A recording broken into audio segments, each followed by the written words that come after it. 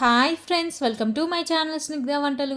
ఈరోజైతే పొయ్యి వెలిగించకుండానే నోట్లో వేసుకుంటే వెన్నెలా కరిగిపోయే ఒక బర్ఫీ రెసిపీ అయితే మీకు చూపించబోతున్నానండి. చాలా సింపుల్గా ఓన్లీ 3 ఇంగ్రీడియంట్స్తో ఈ రెసిపీ అయితే మనం చేసేసుకోవచ్చు. ఇప్పుడు మిక్సర్ జార్ తీసేసుకొని ఒక కప్పు వరకు పంచదారని వేసేసుకోవాలి. మీరు పంచదార ప్లేస్లో బెల్లం కూడా వేసుకోవచ్చండి. నేనైతే పంచదార వేసుకుంటున్నాను. ఇలా ఫైన్ పౌడర్గా అయితే మనం పంచదారని గ్రైండ్ చేసేసుకోండి. ఇప్పుడు ఈ షుగర్ పౌడర్ని అయితే మనం ఒక గిన్నెలోకి వేసేసుకోవాలి. ఇప్పుడు ఏ కప్తో అయితే మనం షుగర్ తీసుకున్నామో అదే కప్పు వరకు పుట్నాలు వేసేసుకోండి. పావు కప్పు వరకు జీడిపప్పు కూడా వేసేసుకోవాలి. ఇప్పుడు ఇందులోనే పావు కప్పు వరకు కొబ్బరి పొడిని అయితే వేసేసుకోండి, ఎండు కొబ్బరి పొడిని. ఇలా వేసేసుకున్న తర్వాత ఫైన్గా అయితే గ్రైండ్ చేసేసుకోండి. మీకు నచ్చితే ఇలాచి కూడా వేసేసుకోవచ్చు. ఇలా మెత్తగా గ్రైండ్ చేసుకున్న పొడిని షుగర్ పౌడర్లోకి వేసేసుకొని మొత్తం షుగర్ పౌడర్ అంతా మనం మిక్సీ పట్టేసుకున్న పిండికి బాగా పట్టేలాగా కలిపేసుకోండి. ఇప్పుడు పాలని కొంచెం కొంచెంగా వేస్తూ పిండిని అయితే సాఫ్ట్గా అయితే కలిపేసుకోండి. పాలైతే కాచి చల్లార్చిన పాలు వేసేసుకోండి.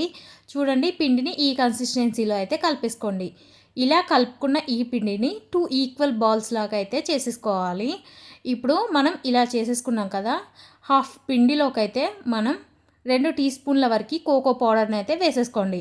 ఇలా కోకో పౌడర్ వేసేసుకున్న తర్వాత మొత్తం మనం వేసుకున్న కోకో పౌడర్ అంతా ఈ పిండికి పట్టేలాగా బాగా కలిపేసుకోండి. మనం పాలేమీ వేయకుండా కలిపేసుకోవాలి ఇందులోకి.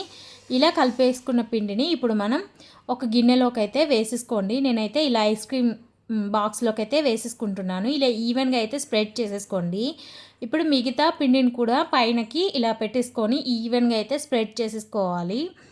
ఇలా స్ప్రెడ్ చేసేసుకున్న తర్వాత ఇప్పుడు ఈ బర్ఫీని మనం మూత పెట్టేసుకొని ఒక 1 అవర్ పాటు ఫ్రిడ్జ్లోకి పెట్టేసుకుంటే మనకి పుట్నాల బర్ఫీ అయితే రెడీ అయిపోతుందండి. టేస్ట్ చాలా బాగుంటుంది. అప్పటికప్పుడు స్వీట్ తినాలనిపిస్తే ఈ రెసిపీని అయితే అస్సలు మిస్ చేసుకోకండి.